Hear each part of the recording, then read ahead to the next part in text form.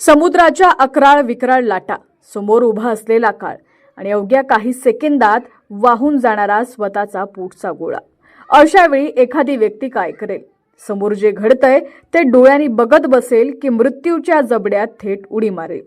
Social मीडियावरती सध्या viral होत असलेला हा व्हिडिओ तुमच्याही अंगावर शहारे आणल्याशिवाय राहणार नाही. हा व्हिडिओ नीट बघा. एका पर्यटन स्थळावर काही पर्यटक समुद्राचा आनंद घेण्यासाठी गेले होते.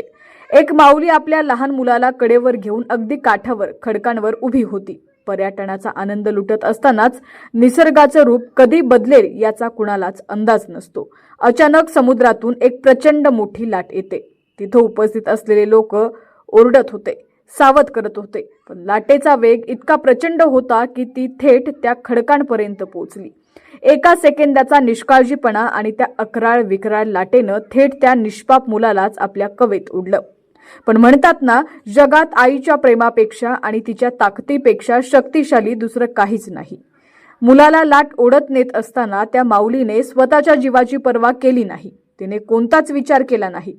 समोर प्रत्यक्ष मृत्यू दिसत असतानाही तिनं थेट त्या अथांग पाण्यात उडी घेतली. तिने स्वतःला लाटांच्या हवाली केलं, पण आपल्या काळजाच्या तुकड्याला, त्या लहान मुलाला दोन्ही हातांनी पाण्याच्या वर उचलून धरलं.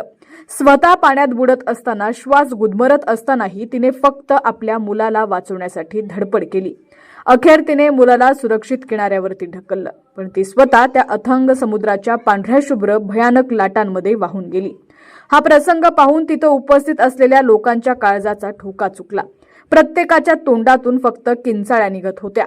पण दैव बलवत्तर होतं.